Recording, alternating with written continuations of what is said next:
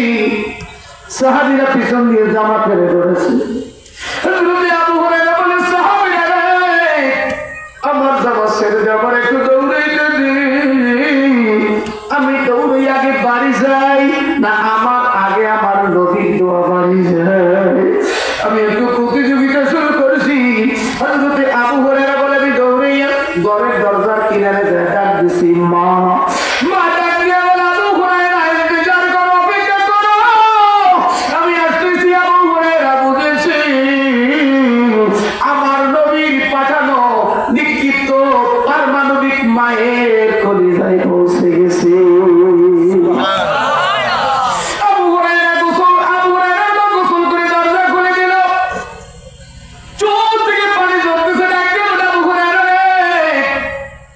তোমার মারার পর আমি অনুশোচনা করেছি, অনুতপ্ত হয়েছি, কেন আমার ছেলেকে আমি মানলাম। আমার ছেলে তো কোনো খারাপ জায়গায় যায় নাই। আমার ছেলে তুমি আমার আর দেরি করো না, নিয়ে যাও বিশ্ব নবীর দরবারে। আবু হুরায়রা বিশ্ব নবীর দরবারে যায়, ঘোষণা দেয়, লা ইলাহা ইল্লাল্লাহু মুহাম্মাদুর রাসূলুল্লাহ। বাংলাদেশের নাম করা এক লোক, সারা বাংলায় জানে ছেলে, এইরকম এক লোক আমার তার গত বছর 1.5 বছর হয়েছে আর কি, যা চাইছে উত্তর 10,000, প্রথম দিদি 5,000, পরের দিদি 5,000। গত বছর ফেব্রুয়ারিতে দেওয়া কথা, এবছর ফেব্রুয়ারি গেছে। আর চিন্তা আছে হুজুরের ওয়াজ করাটা আমার দেওয়া লাগবে না। এখন একদম 1 লাখ টাকা আছে, নেন ভাই, উপকৃত হয়। 2 বছর বইয়ে লইছি, সম্পর্ক নাই, শেষ। 200 বছর লইছি, আবার একজনের টাকা দিয়েছি, আমার সমস্ত শরীরে তো অসুস্থ। আমি কান্দলে শুধু করে টাকা দেন, তুই মনে আগামী সপ্তাহে মুরগি বেশি না, আপনার বিপদে বছর নেন। আজ 2 বছর না 3 বছর হয়েছে, আর ফোন থেকে একটা রং নাম তা কেমনে দেবে, কেমনে ধার দেবেন? এই আমার চরিত্র, ঠিক না? এটা আমার চরিত্র।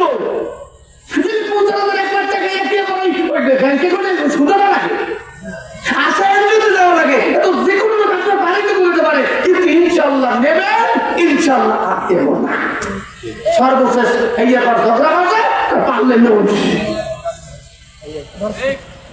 এরপর 2জন ডাক্তার উমুকে দাঁড়ে কইছে না, এটা করে কইছে না, 3 বছর দূর হয়েছে, হেঁটে দোষ নাই।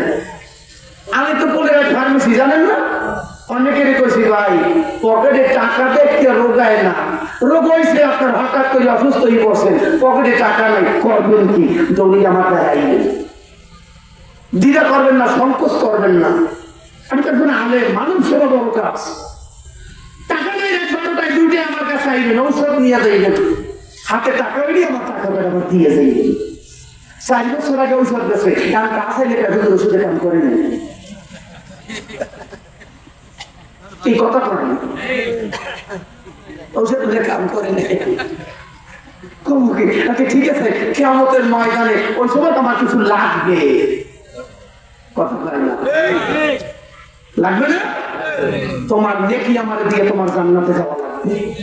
অপেক্ষায় থাকো, পারো নাই মাপ চাও, দাবি ছাড়াও, কিয়ামতের ময়দানে আপন ভাই ভাই দাবি ছাড়বে না। শোনেন আসল ওয়াজ করতেছি কি আমরা, কি করতেছি? আপন ভাই ভাই জমি সবে ঠকাই লইয়ে গেছে, রেকর্ড করাই লইয়ে গেছে, এমন থেকে চাল না।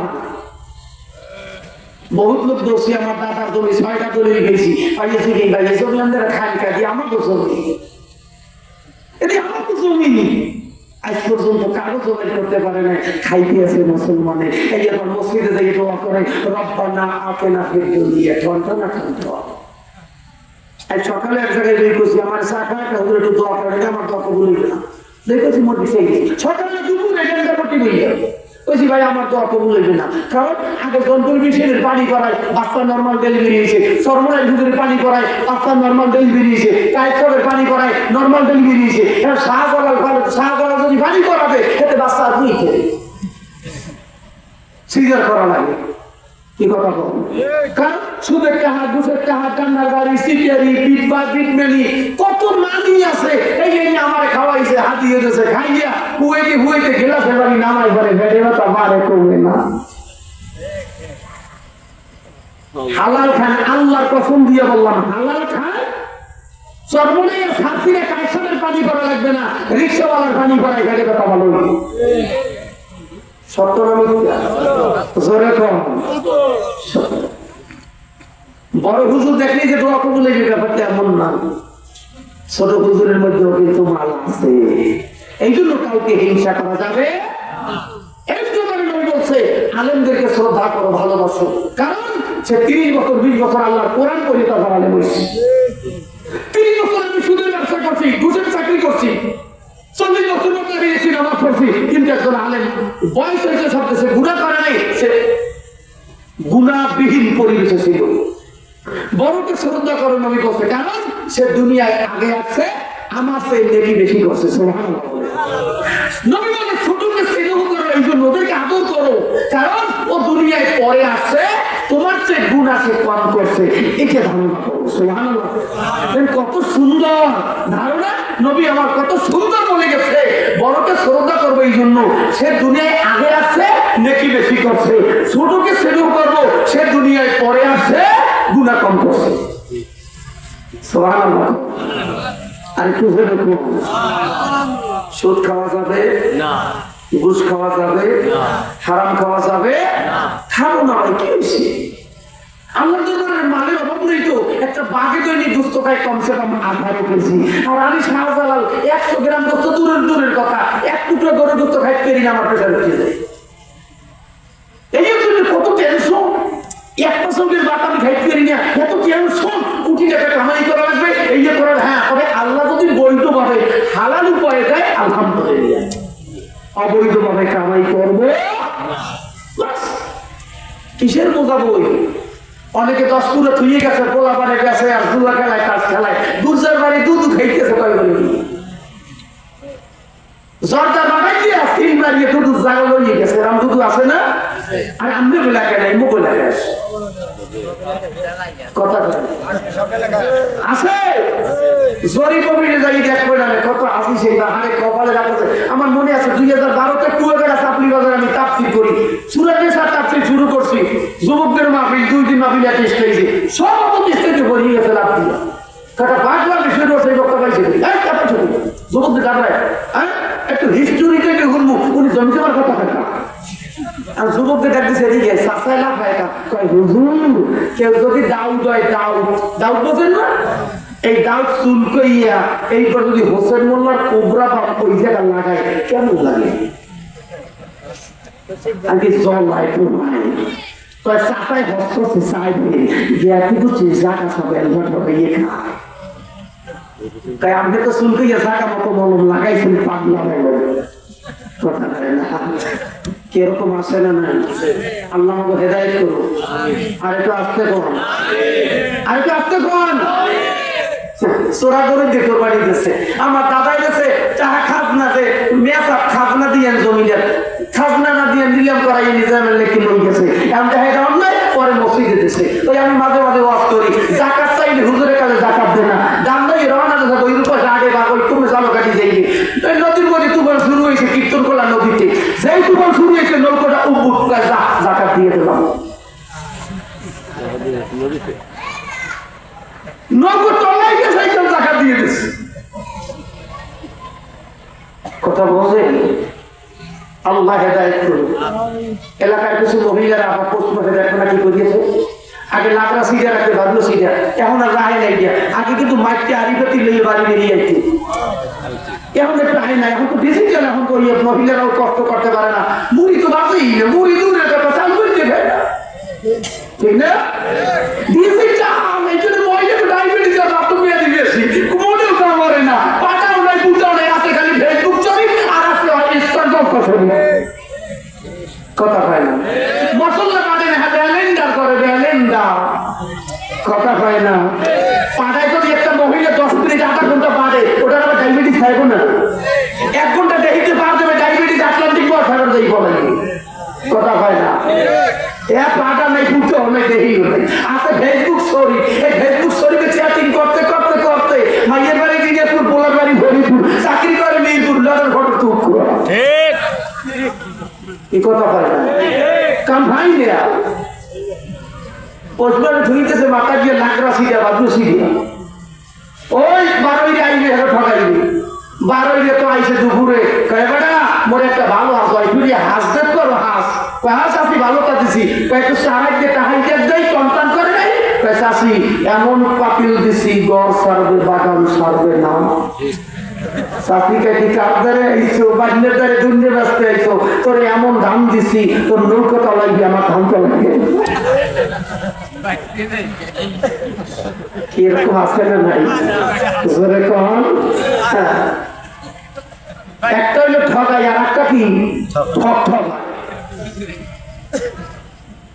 হায় হায় হায় নদী পথে নৌকা চালাও কেড়ে বাজু ভাই বেলা ডোবার আগে আমি উপাও যেতে চাই ডুবে গেলে বেলাতে আর ওঠে না ভেঙে গেলে জীবনের বেলা সে আর মিলে না চিৎকার মেরে বলেন আল্লাহু আকবার বন্ধুরা আমার এরপরে নবী আমার সামনে যায় ওই যে আগুনের মধ্যে যেই লোকগুলো জ্বলন্ত অবস্থায় ছিল নবী আমার বলে জিবরাইল রে ওই আগুনের মধ্যে কারা জন প্রজ্বলিত অবস্থায় ছিল জিবরাইল একটা বলে এইগুলো ছিল জিনাকার এই দুনিয়ার ভিতরে যেন আমি বিজয়ী করি আমার গর্ব করছে বন্ধু বান্ধবের লাগে কয় আমি চান করে দিয়েছি তাই না আজকে একটা মাসালা নফসের ধোকায় শয়তানের ধোকায় একটা গুনাহ করছে অন্যায় করছেন কিন্তু কারো কাছে বললেন না আল্লাহর কাছে ক্ষমা চান কোন মানুষকে বললে মানুষ সাক্ষী হয়ে যায় কারো কাছে বলবেন না আল্লাহর কাছে অনুতপ্ত হবেন অনুশোচনা করবেন বান্দার সেবাত গুনাহ করা আমার আল্লাহ সেবাত ক্ষমা করা মনে থাকবে কয়েক দুঃখ অমুকের সাথে প্রশ্ন হয়ে যাচ্ছে গেছি কেন ভাই কি দরকার অমুকে ডাকাইছি না বলা যাবে যার ডাকাইছেন পারলে তার কাছে যাই আমদারে পাওয়া করেন ভাই তোমার নারিকেল তোমার সুপারি তোমার রস কিন্তু খাইছি আল্লাহ আমার পরে বড় হুজুর রেডি হয়ে গেছে আলহামদুলিল্লাহ বলে একেবারে অল্প টাইমের মধ্যে শেষ করবো বড় হুজুর আসবে সম্মানের সাথে ওনাকে সবাই তাজিম করবেন পারবেন না ইনশাআল্লাহ বড় হুজুরকে চিনতে পারছেন মিস্টার তবারক রহমাতুল্লাহ আলাইহি উনি আসতেছেন ইনশাআল্লাহ সসম্মানে আসবে আমরা সসম্মানে ওনাকে গ্রহণ করবো ওনার জন্য কিছু ছেলেরা আগানে বাগানে মোবাইল শরীফ জিয়ারত করতে আছে জামাতে বসছে ওরা আইয়ে দেখবে না এখন ঠেলতে আছে আইয়েই দেখবে না সবাই একে দুজন দেখা করবে আজকে আমার বাটা বাতি নেই জমিলের কথা লাগবে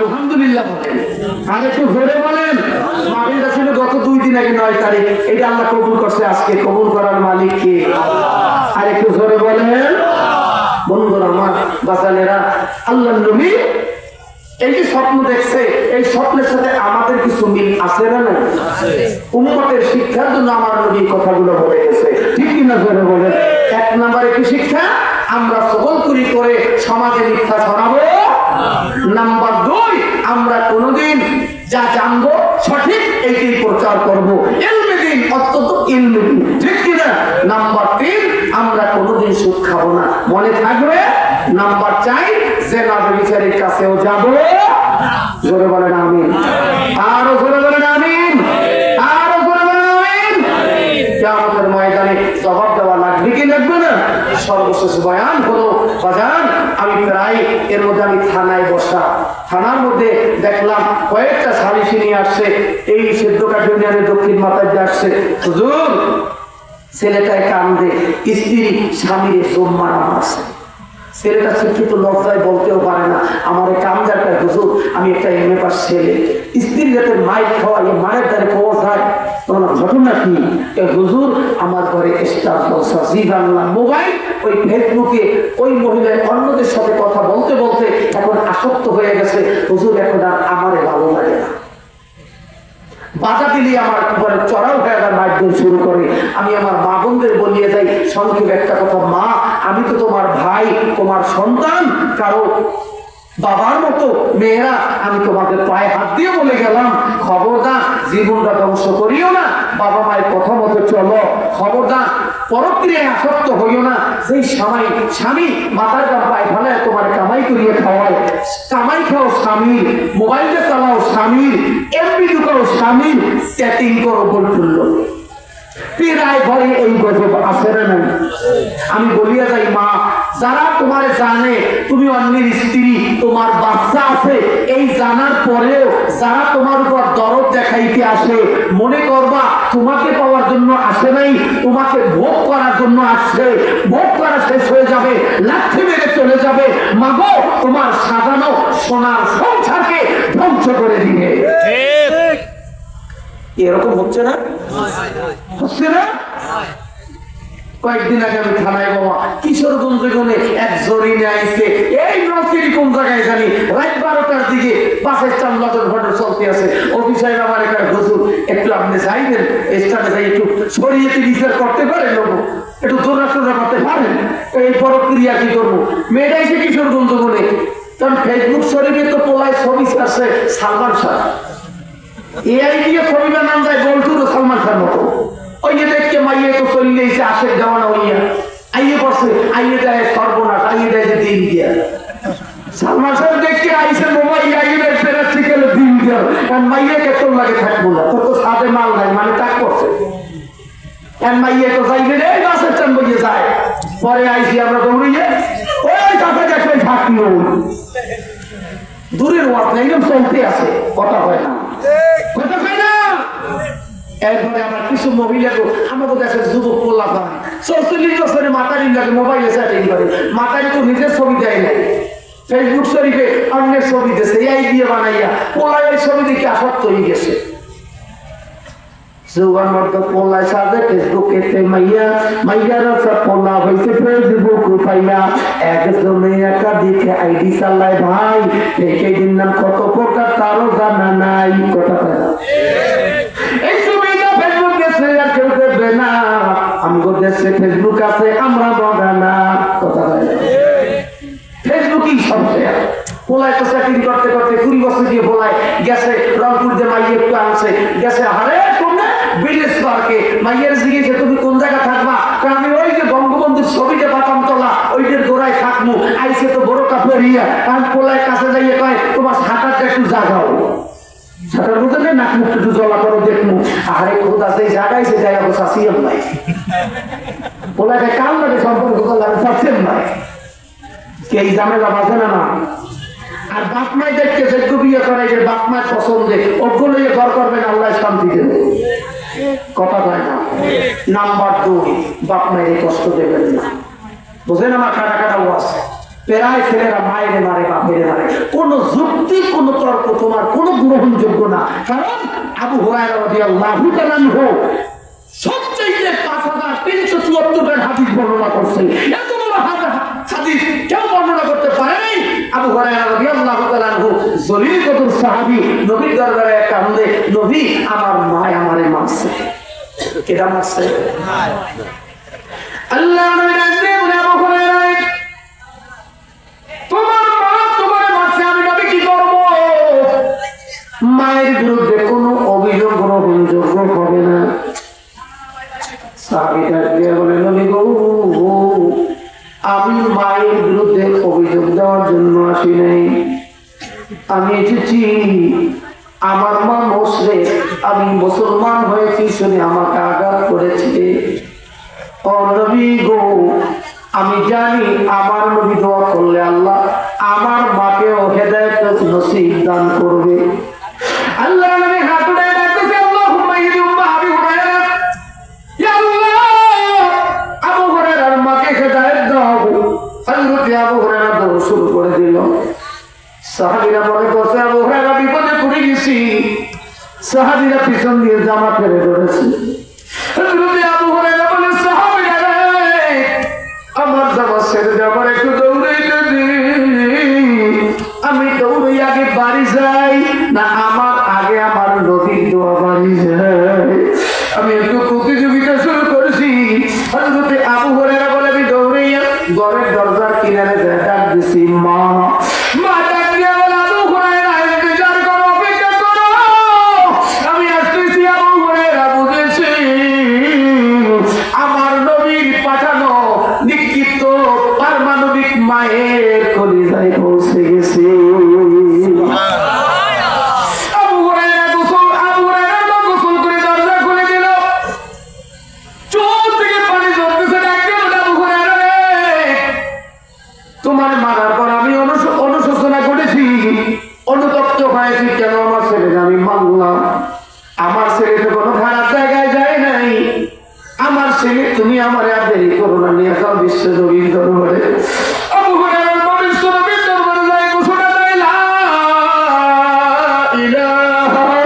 ইল্লাল্লাহু মুহাম্মাদুর রাসূলুল্লাহ। বন্ধুরা, পায়ে ধরিয়া বলিয়া যায়, যুবক, টাকা হারাইছো আবার পাওয়া যাবে, বাড়িঘর হারাইছো আবার বাড়ি করা যাবে, মেম্বারগিরি চেয়ারম্যানগিরি হারাইছো, সভাপতিগিরি হারাইছো আবার পাওয়া যাবে। বন্ধু, কেউ যদি জন্ম দুঃখিনী বাবা জন্ম দুঃখী বাবার হারাও যুবক আর পাওয়া যাবে না। সারা বাংলায় দুনিয়ার কত কান্না আমার কানে শরীরে যুবক। হে বন্ধু, এই ঈদের দিন আমার মা আমার বয়ান শুনতে আছে, বলে রাখবো সে ঈদের দিন ঘুম থেকে জেগে নামাজ পড়িয়া সর্বপ্রথম যাইয়া মার পায়ে হাত দিয়ে তুলে নিয়া মায়ের হাতের মধ্যে টাকাটা আগে দিছি 500 টাকা মাসালামি, এরপর আমার বাচ্চাদের হাতের মধ্যে দিছি। মায়ের কাপড় অনেকগুলা, এরপর 3টা কাপড় নিয়ে দিছি। মা ডাক দিয়ে বলে, এতগুলা কাপড় কেন দাও, কি করব? মা তুমি পরো। আব্বা যতদিন ছিল আব্বার হাতে টাকা দিছি, আব্বা নাই, আর কোনদিন একটা টাকাও দিতে পারবো না। সময় গেছে, অনেকের ভাত ছিল না, চাল ছিল না, বাবা অনেক কষ্ট করে বদলা দিয়া মানুষের বাড়ি কাজ করে একসাথ চাউল আনতো। বাবা সিরা লুঙ্গি ভরিয়া ঈদের দিন সরকারের জন্য একটা নতুন লুঙ্গি কিনে আনছে। মা সিরা কাপড় পরিয়া সন্তানের জন্য নতুন একটা জামা কিনে দিয়েছে। মায়ের সিরা কাপড় পরছে। আজকের এই বাবার কবরে বাদ কবরে বন্ধু, অনেকে বাড়ি ছিল না, বাড়ির মালিক, গাড়ির মালিক, বিল্ডিং এর মালিক। এমন সময় গেছে মিষ্টির বাড়ি ভরিয়া ঘরের মধ্যে কাদা হয়ে গেছে। আজকে বিল্ডিং করতে পারছি, বাবা হাজারো চেষ্টা করলে বাবার এবার কোনোদিন পাওয়া যাবে না, পাওয়া যাইবে। বন্ধুরা, কয়েকদিন আগে ঈদ গেছে, আমি তো প্রায় বলি, কয়েক বছর আগে আমি এই কথা বলি, এই দোয়া করবো, বাগান কুমিল্লা গৌরীপুর জিল্লা করি, এই বছরও মাহফিল করিয়া আসি। আমি বয়ান করতেছি, হঠাৎ করে এক যুবক এমন পাগলামি স্টেজের মধ্যে শুরু করলো, আমার বয়ান করতেই দেয় না, লাভ দিয়েছে, আবার মাইক্রোফোন ফালায়া দেয়, আর তোমার বয়ান করতে দেব না। যুবকের দৌড়ে আবার মাইক্রোফোন ঠিক করিয়ে দেয়, যুবক আবার চিৎকার করে জায়গা দিয়ে বুক পাশায় খেয়ে দেয়। তার গায়ে কেন বরিশাল থেকে আগুন জ্বালাইতে কুমিল্লায় আইছো, আজকে তোমার বয়ান করতে দেব না। আবার চিৎকার মারিয়ে দৌড় দেয়, তাবুর খুঁটি ধরিয়ে দাঁড়ে, আজকের বয়ান করতেই দেব না। চিৎকার মারিয়ে দেখলাম স্টেজের বাম্পারে মরিয়ে গেছে, খালি হাত দিয়ে নিজের বুক পাশায় ঠাস ঠাস কিল মারি আর গড়িয়ে। আমি তাড়াহুড়া করে মোনাজাত দিয়ে ওরে ডাক দিলাম, ওরে গড়িয়ে নিয়ে তুমি আবার ভাব দিলে ধরে যাচ্ছে, হুজুর আমার মেয়া তুমি মাফ করে, হুজুর আমার পরিচয়ের মধ্যে আজকে এমন আগুন জ্বালাইছো, সেই আগুন আজকের কেউ নিভাইতে পারবে না।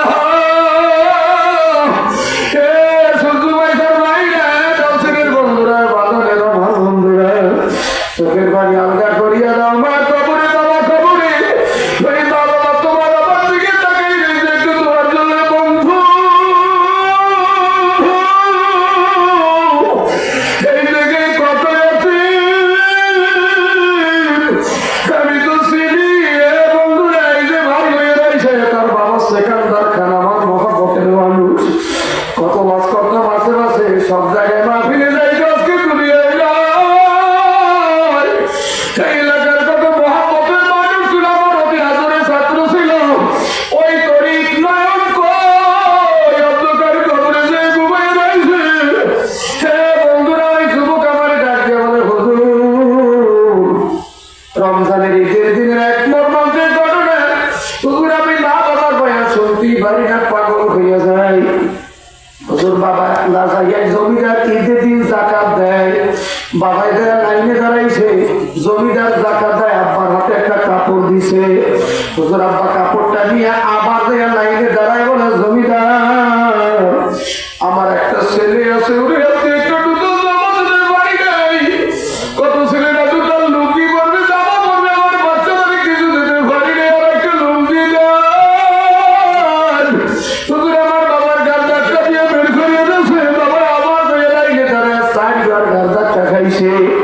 সর্বশেষ বাবার হাতে একটা লুঙ্গি দিয়ে দিচ্ছে।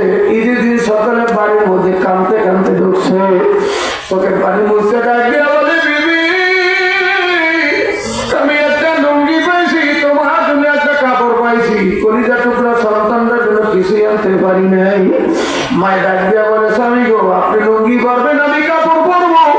এই কলিজা টুকরা সন্তান আজকে কাপড় পরতে পারলো না, এই কাপড় আমি পরবো না, ফেরত দিয়ে আসে। তখন বাবার ডাক দিয়া বলে, বিবি এই কাপড় আনতে যাই আমি 4 টাকা ধাক্কা খাইছি, আমি যদি বা বিবি আমার কাপড় ফেরত দিয়ে আমার যদি গান মারবে।